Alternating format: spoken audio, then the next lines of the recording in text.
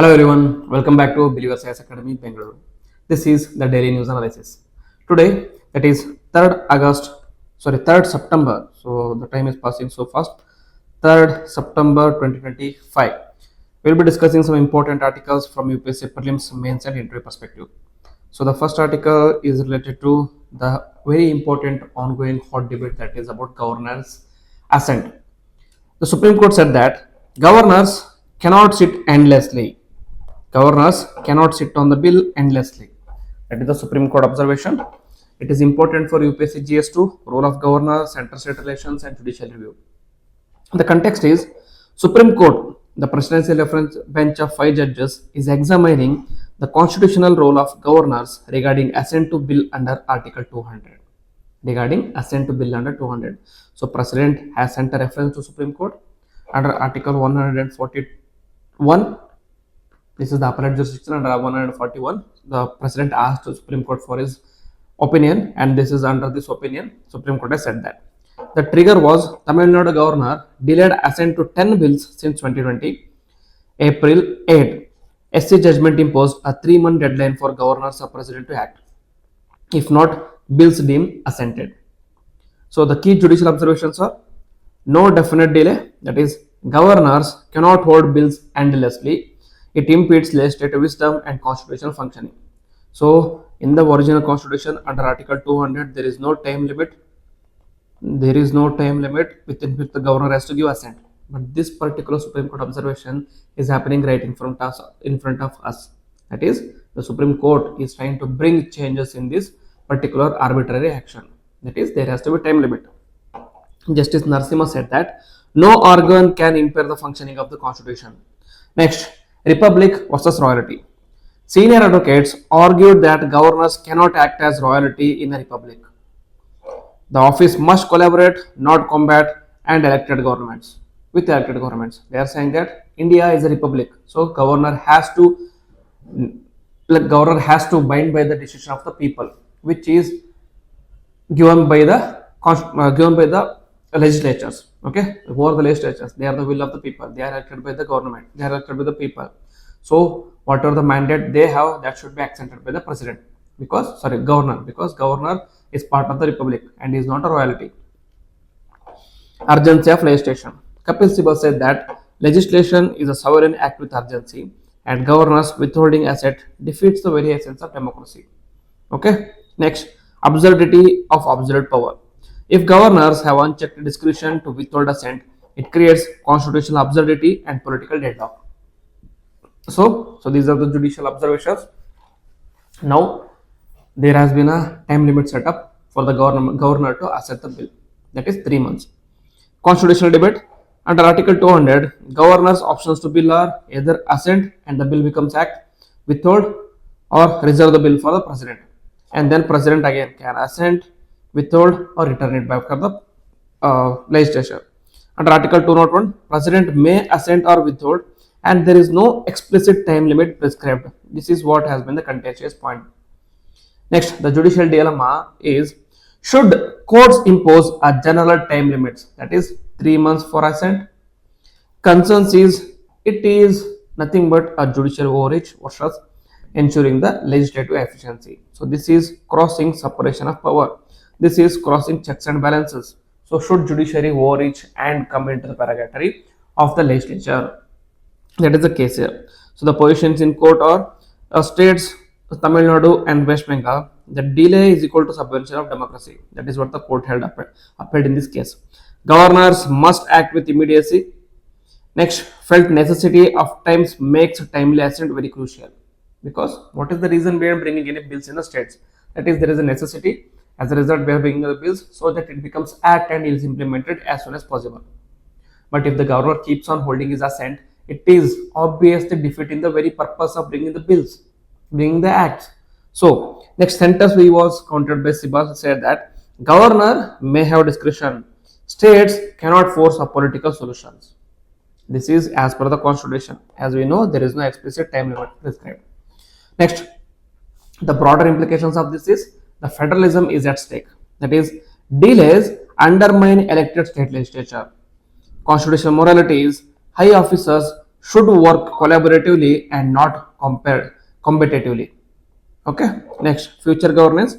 SC ruling may set precedent on time for constitutional functionaries. Okay, so very important judgment from the Supreme Court. Next, today all the articles are almost related to judiciary only, so that is why. Next article is from the editorial. India needs more women judges in the Supreme Court. India needs more women judges in the Supreme Court. So this is talking about gender equality in judiciary. Gender equality in judiciary. A very important article. So we'll discuss what the author is trying to say here. Again, GS paper 2, since it is from judiciary. Context. As of September 2025, Justice B.V. Nagaratna is the only women judge in the Supreme Court out of its sanctioned strength of 34. Only 11 women judges have been appointed since 1950. That is just 3.8 representation out of 287 judges in the history. Only 11 judges have been appointed to Supreme Court till now. Despite recent retirement and vacancies, women were overlooked in the fresh appointments. There were new appointments that happened recently, which consider like which was able through which they were able to fill 34 member vacancy. There were questions raised because a certain person from Uttar Pradesh High Court or Allahabad High Court was made into Supreme Court judge, where he was not in the rankings as well. He was 57th out of some ranking. And what is the ranking that is needed to be included in the 34 members? That is, it should be 34 only or 35. But he was bypassed. He bypassed all these rankings as he was appointed to Supreme Court. So there were a controversy again. I will be bringing a separate video for controversy with regard to appointments. We will also discuss about collegiate system. But today we'll keep discussion to this particular aspect. So the key issues is there is a severe gender imbalance. That is, first women judge was Justice Fatima Bibi in 1989. Maximum ever was 4 women in 21-22, that is just over 10%, and no women from SC/ST communities, only one from minority religion, that is Justice BB, the first justice. Next, barriers in judicial career path, that is very few women elevated directly from the bar. Only Justice Indu Malhotra was directly elevated from the bar. The bar is a judicial term from where the graduates are graduated. Okay. Next, women appointed much later in the age because of when they were appointed as a later in age, there will be shorter tenures preventing the rise to CJI or collegium. Next, scheduled first women CJI, that is Justice Nagaratna, will serve only 36 days. Though remember, though there is no term mandated in the Constitution of India, there is maximum age limit, that is 65 years of age. Though there is no term under the Constitution of India, there is a maximum period or maximum age limit. So if Justice Nagaratna is going to start her career as 64 years and 325 days, then she is only going to work for 36 days. Okay, so that is why like when they are appointed at the later stage, that is why they are not able to reach to the stages of CJI or collegium. So as a result, even if they reach, they will be serving only for 36 or 20 days. Next, opaque collegium process, that is collegium considers caste, region, religion for representation but not gender. Very important. Lack of transparency in criteria for selection, dissenting voices recently like Justice Nagaratna are often ignored. Okay. Next, why women's representation matters. Why should women be judiciary? Why should women be in the judiciary? Perspective and sensitivity. That is, women bring diverse lived experiences which shape reasoning in cases on gender justice, family law, labor rights, and many more. And also brings public trust. A gender diverse bench strengthens confidence in the judiciary's fairness. Substantive justice, that is, different viewpoints enrich constitutional interpretation and democratic legitimacy. Next is equality principle, that is, judiciary cannot preach gender equality while excluding the women itself. So normally judiciary is the one who takes up cases of gender equality. If judiciary is going to take a case about gender equality, what is the irony if judiciary doesn't have gender equality itself? The judiciary doesn't have gender equality, what authority they have to lecture on judicial equality of the rest of the country? Okay. Next, comparative note. Many countries have institutionalized diversity criteria. For example, Canada and South Africa, that is, there are certain reservations that has to be considered in the judiciary as well. United Nations international standards emphasize gender parity in justice delivery institutions. So India should also strive to bring institutional diversity criteria. Just like how we brought women reservation in the legislature or Nari Shakti Abhiyan, we can also bring a similar Abhiyan with respect to judiciary. Next, way forward, bringing institutionalized gender creation, criterion.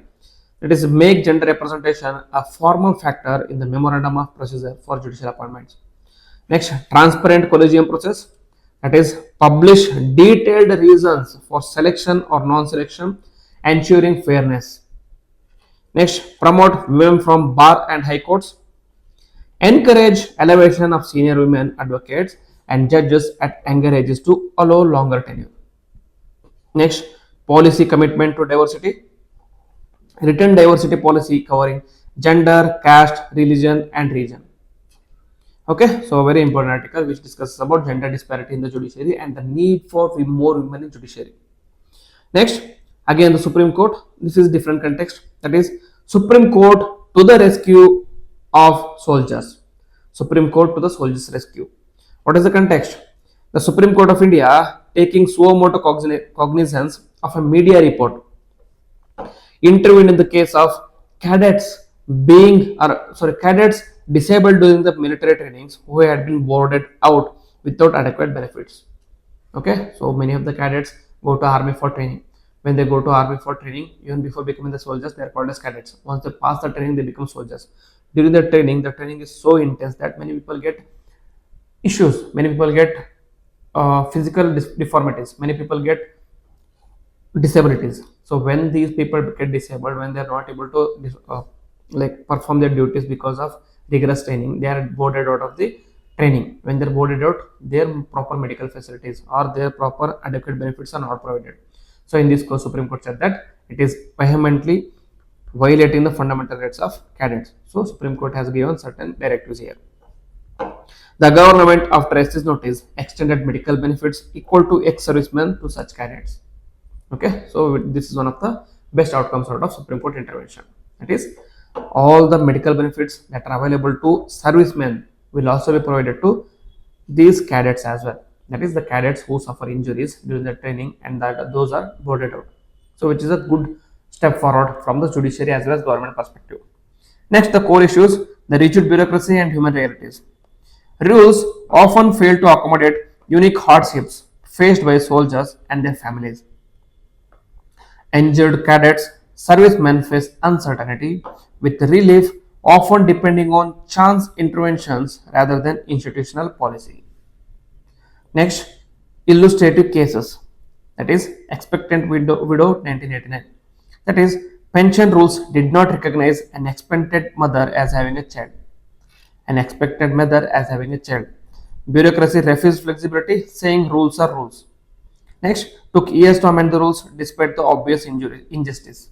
So, how rigid the bureaucracy is in India? Rigidity of the bureaucracy. Next, injured pilot in Siachen 2000s. Severely injured pilot risked invalidation. Governor Shekhar Dutt and Defense Minister Antony and Parikar intervened personally and pilot given extensions. So even the Defense Minister had to intervene personally for a pilot to be given extensions, for the pilot to be given benefits. Relief was possible only because the extraordinary personal intervention. So if you are getting injured while you are serving the country, serving the nation, you should or you had to be given benefits because you had to asking itself. You don't need to ask for the benefits. It has to come automatically because you are serving the nation, you got injured during serving the nation. But that is not the case here. You are made to beg for your benefits. In this case, it came only after the intervention of Defense Minister himself. Next, critical concerns is relief often depends on stars aligning. That is, personal goodwill, political will, or chance advocacy. No systematic mechanism for flexibility and empathy. And bureaucracy's inertia repeatedly highlighted in media reports, but corrective action comes only after judicial or political push. Okay, so despite knowing the bureaucracy's inertia through media, etc., etc., The push only comes when there is a legislative change or when there is a judicial change. In this particular change, in this particular case, it was judicial. Next, broader implications is judiciary as the guardian of justice. Supreme Court's suo motu action reflects its role in protecting rights of vulnerable groups, where state action is inadequate and was inadequate. Need for institutional empathy. Rules must evolve to address varied human misfortunes of soldiers and cadets. Ad hoc solutions undermine moral and fairness. Okay. Next, civil military trust. Soldiers risk lives in extreme conditions such as Sichuan glacier. Delay in addressing their legitimate needs erodes moral sanctions of the states. That is the Chalakya's warning. That it is a moral sanction of the state to care for soldiers because they are the one who are serving the nation. Okay, they should be given the priority in protecting the interest of them. Next, way forward, we should codify compassionate provisions. That is, institutionalize flexible policies for injured cadets, soldiers, instead of case to case exceptions. Bureaucratic accountability. Judicial oversight to ensure military welfare issues are not neglected. Next, empathetic training. Expose bureaucrats to ground realities, like George Fernandez sending officials to Sachin to understand snow scooter need. Next, strengthen ex gratia and pension policies. Automatic recognition of dependents and equitable benefits across the services. Okay, so these has to be followed. This especially is very important. Empathetic training. The bureaucrats had to be exposed to the realities that you sitting in an office in Delhi or in any important city doesn't equate to people suffering in harsh conditions such as Sichuan. So there was a need of no scooters in Sichuan glaciers, but the bureaucracy was not accepting those demands. So George Fernandez had to send these bureaucrats to Sichuan to understand the necessity of scooters. So obviously then the scooters were accepted and the scooters were delivered. Okay, next is present pointers. First is PM Modi receives first made in India Vikram 32-bit chip. Very significant event. That is at Semicon India 2025, Union IT Minister Ashwin Vaishnav presented Prime Minister Modi with a memento containing made in India Vikram 32-bit processor, launch vehicle grade chip. Marks a milestone in India's semiconductor and space technology self-reliance. Very important moment. About Vikram 32 bit chip, it is designed and developed by Vikram Sarabhai Space Center ISRO Semiconductor Laboratory in Chandigarh. It is used in avionics systems of ISRO's launch vehicles. Upgrade based on earlier Vikram 1601, which was a 16-bit microprocessor, which was used since 2009. Now, a refurbished advanced 32-bit version, more computing power, reliability, and mission safety, which is going to be very significant in all the ISRO-based launches. Next, other highlights from the Semicon India was Momento also showcased 31 prototype chips developed by academic institutions like IIT Jammu, IIT Roorkee, IIT Dhanbad, NIT Durgapur, NIT Calicut, IIT Ropar, etc. Semiconductor ecosystem progress. 5 semiconductor units under construction. Pilot line of one of the units has been already completed.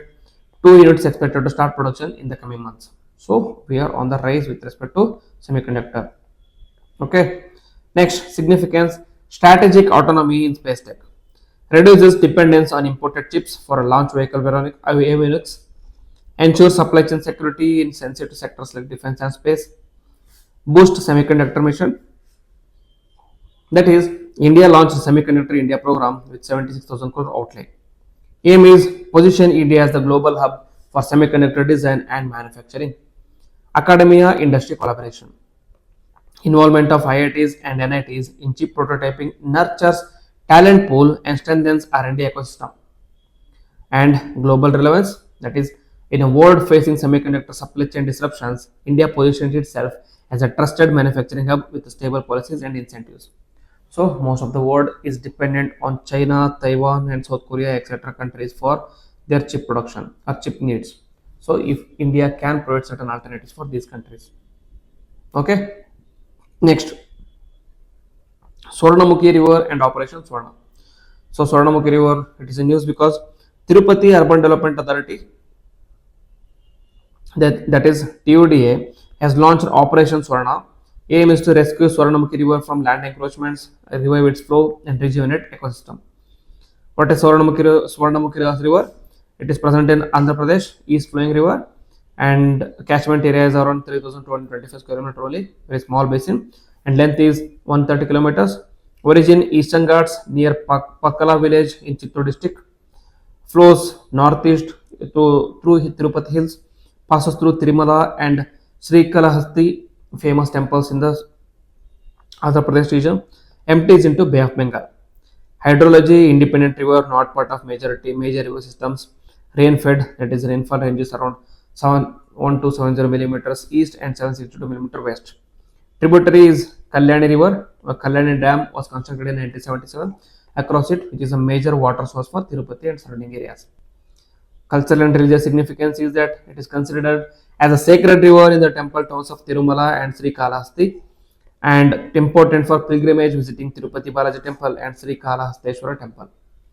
Next challenge is rampant land encroachments and illegal constructions, heavy dependence on monsoon rainfall, vulnerable to drought, declining water quality due to urbanization and waste dumping. And Operation Swarna, we already discussed in the introduction itself. It is the objective is to clear encroachments, restore its natural flow, rejuvenate river banks, ensure sustainable water management. Part of broader urban river revival efforts in India, aligns with National Mission for Clean Ganga style rejuvenation models for smaller river. Okay. Next, another prelims pointer was an important thing: air quality life index, not air quality index, but air quality life index, 2025 report. What is air quality life index? It is a research-based index measuring the impact of air pollution on the life expectancy. It was developed by Michael Greenstone and Energy Policy Institute, that is EPIC, and University of Chicago. Method was combines data on long-term pollution exposure plus particulate matter levels, that is PM 2.5. Purpose is shows real health cost of air pollution in terms of lost years of life expectancy. Okay, how much of life expectancy you are losing because of air pollution and its associated negative aspects. So highlights, that is India report. India's most severe health threat, that is life expectancy, was reduced by 3.5 years on a national average. Comparison with other risks, that is 2x greater impact than the malnutrition, 5x greater impact than the unsafe water and sanitation. So this air pollution has a higher negative impact than malnutrition and water sanitation. Okay, next, pollution spread, that is all of 1.4 billion Indians live in areas exceeding WHO's PM 2.5 safe limit, that is 5 microgram per meter cube. So all of India, not just any part of India, all of India are exposed to this higher PM 2.5 safe limits. Regional impact, northern belt is the world's most polluted zone and Delhi NCR life expectancy loss is over 8.2 years, WHO standard. That is, if you are staying in Delhi for your lifetime is already reduced by 8.2 years. That is how significant and rampant the pollution is. Bihar 5.6 years, Haryana 5.3 years, and UP 5 years. Even by India's weaker standard, Delhi NCR resident loses 4.74 years. Next, 46% of Indians live in areas exceeding even India's PM 2.5 limit. Then, potential gains. Meeting India standards will plus 1.5 years. Meeting WHO stricter limit, that is plus 9.4 months even in the cleaner regions. So there will be change, there will be a reduction in life expectancy even in the cleaner regions. That is the, but WHO limit is 9.4 months should be the expected life expectancy reduction, not more than that. For India, it is at present 1.5 years to bring it from 3.5 years down to 1.5 years. So South Asia context, it is the most polluted region globally. PM 2.5 concentration rose to 2.8 in 2023 after a brief dip in 2022. Air pollution cuts 3 years of average life expectancy across South Asia. In most affected zones, life is reduced by 8 plus years. So these are the articles which I want to discuss with you today. If you like the video, then please hit the like button, comment on it, and also share with friends. And if you're new to the channel, please subscribe to the channel and click on the bell icon so that you don't miss a notification. With this, I will end the video. Jai Hind.